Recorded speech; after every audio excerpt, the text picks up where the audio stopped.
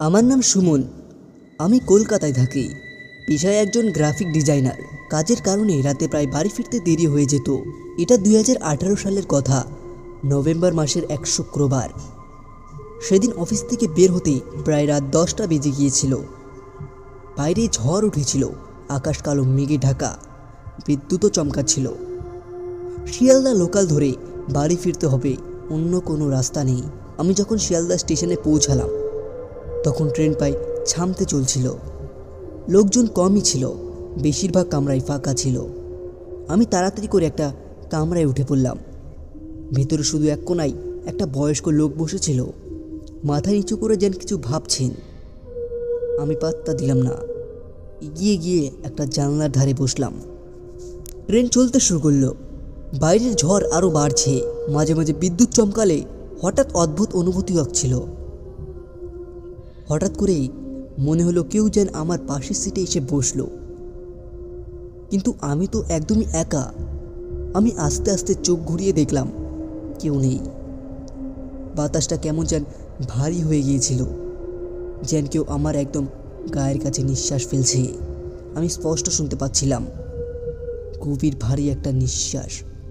আমার ঠান্ডা লাগতে শুরু করলো, গায়ে কাঁটা দিয়ে উঠল। হঠাৎ করেই কামরার বাতিগুলো ফ্লিপ করতে শুরু করলো।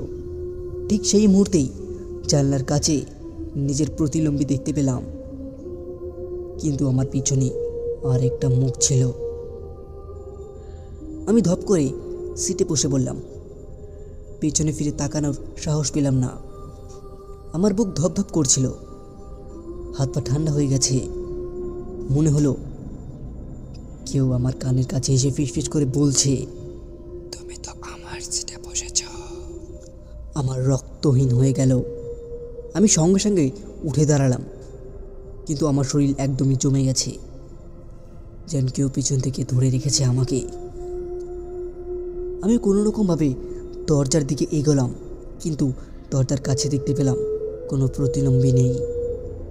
ঠিক তখনই ট্রেন একটা স্টেশনে এসে থামলো।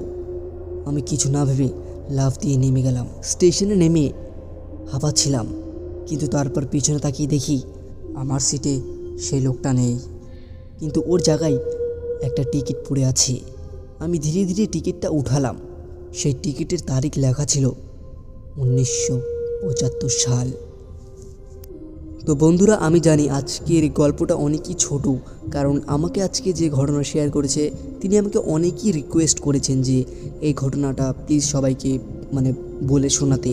তো তার নাম হচ্ছে সুমন সরকার। তো তিনি আমাকে অনেকই রিকোয়েস্ট করেছিলেন যে এই ঘটনাটা সবার সামনে বলতে।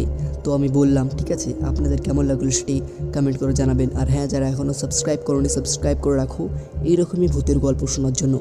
আর তোমরাও যদি ঘটনা কিংবা গল্প শেয়ার করতে চাও সবার মতো, যেমন সবাই এখন আমাকে গল্প কিংবা ঘটনা শেয়ার করছেন, আপনারাও শেয়ার করতে পারেন। কি করতে হবে, স্ক্রিনে দেওয়া ইমেল নাম্বারে আমাকে ঘটনা কিংবা গল্প শেয়ার করুন। আমি সেই ঘটনা কিংবা গল্প সবার সামনে তুলে ধরবো। আর হ্যাঁ, ঘটনা কিংবা গল্প বলার সময় আপনাদের নাম অবশ্যই বলবো। তো চলুন দেখি কারা কারা গল্প কিংবা ঘটনা শেয়ার করে। আর এখনও যারা লাইক করেনি লাইক করে দাও, আর চ্যানেলটিকে সাবস্ক্রাইব করে পাশে থাকুন। তো চলুন দেখা হচ্ছে আবার নতুন গল্পে। ততক্ষণ ভালো থাকবেন, সুস্থ থাকবেন।